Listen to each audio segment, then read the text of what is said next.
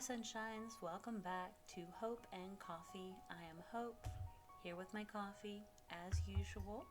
Um, just having a good afternoon, trying to figure out what I am doing with my rest of my day.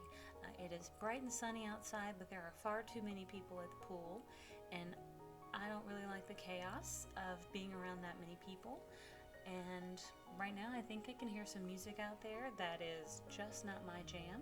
Even with some really good headphones, I think I would be competing with their music. So I am relaxing in the air conditioning, and you can relax here with me. I've got a nice comfy couch. I've got some extra coffee brewed if you would like any. So please pull up a chair. But today's conversation I want to talk about is just in general self care and what do you do in order to take care of yourself. I had a conversation a little while back with a friend of mine, and she was going through a lot of different things. And I asked her, I was like, how do you focus on you? What do you do? And she's like, I don't.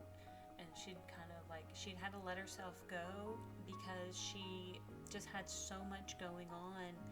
And it really made me worried because I feel like self-care is just so incredibly important. And even when it's hard, I think that's when it's most valuable.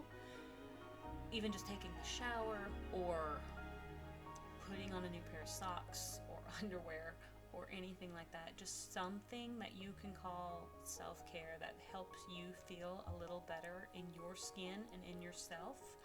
Whether it's tidying up the top of your desk, like my desk in front of me has a couple things going on that at the end of this episode I will probably pick up and put away, but they just accumulated over the course of the day, and now I've got a few things here in front of me, and they're not that much, but I personally find it self-care to keep my space in order, because when my apartment feels tidy, just neat, like I'm not OCD about things. You can move my couch pillows around, you can throw them on the floor. Eventually I'll get them back wherever. There's not like a system. I just like comfort. I think of my apartment as my sanctuary, so I like to keep my sanctuary calm and relaxed and organized, because then my brain can feel that way as well.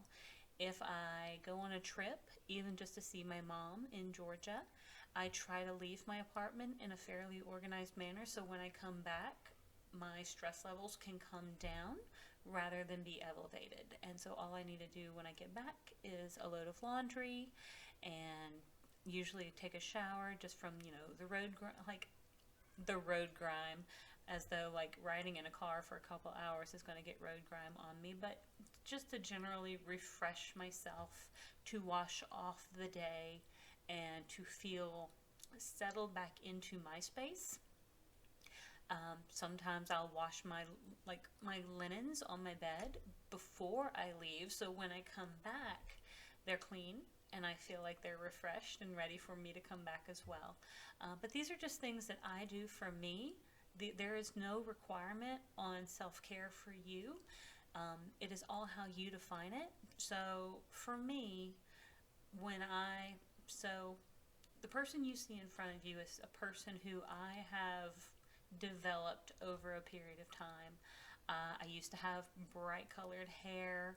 I used to I used to do my makeup a lot different. I used to dress a lot differently. I used to be a much heavier girl too. About 2017, I went on a work trip, and that work trip I saw a lot of people just a little bit younger than me, but about my demographic, and I felt like I wasn't able to keep up with them. Not in a looks capacity, but more in the I physically could not run to keep up with them. I felt older than I should have felt, even if my looks did not make me look older. And it was because I just was not caring for my body in the way I needed to care for my body. So when I got back, I got on a workout regimen of I was doing some cardio, I was doing some yoga, I was doing a little bit of body weights, but not, like I was using my body as a weight for resistance, but I was not really doing weight training. It was just using my body weight as weight training. And I started to see results. I changed my nutrition. And then I decided I wanted to better understand nutrition. So I took a nutrition course and I got certified as a nutritionist because I wanted to understand how food affected the body, and I wanted to understand that dynamic. Because if you've watched any of the past episodes, you may have heard that I was in clinical laboratory sciences for about 3.5 years. So I do have an affinity for the love of science and knowledge, but also putting puzzle pieces together. I love understanding how things work. And so for me, that's where I wanted to understand and take this nutrition certification course. Is I wanted to understand how the body reacted and utilized nutrition and just the foods and the food groups and macros, all of that. And then once I did that, I also decided I wanted to get certified in yoga and as a personal trainer, because the personal training, both of these, again, for me, I don't do this as a career. I do it for myself, but I wanted to understand my own physiology in order to better treat it better. Really, is like I wanted to do the most good for it. I am older than some people might think, and that's okay. And but hopefully I don't really look like it. I've not had any work done. I've not had nothing done. Take that back. I had Botox in my masseters, just right here once, to see if it would help loosen up my TMJ. It really didn't. So that was the one thing I had done. I do get eyelash extensions. These are literally just little eyelash extensions, and I get hair extensions, but nothing else. I've gotten facials before, but that's about it. I haven't had any work done, no needles of any kind in my body, other than like those things, like the Botox in my masseters. So there's that. I broke a finger once, so if you see my middle finger right here is kind of crooked, yeah, that's as straight as it goes. But I broke that. That's probably the only bone I've broken. But to go back, I got certified in yoga and certified as an elite trainer because I wanted to understand the body's physiology and how movement could help the body and could help keep me in better shape, to help keep me from feeling too much like pain, aches when I was heavier. And when I say heavier, I was about 50 pounds heavier. I was really close to about 200 pounds, if not a little bit over. And I again, was not treating my body well. And now I have lost some weight just simply because my knees were hurting, my back was hurting, I was not sleeping well.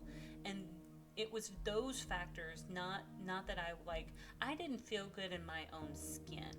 And that was a confidence issue for me, that was a self-esteem issue for me. These are my reasons. I have my own personal demons that I faced. And everyone has their own demons that they can talk to. That is not my decision to make for them. I didn't take these courses and these certification classes for anyone else but myself, but I am willing to help other people if they would like me to.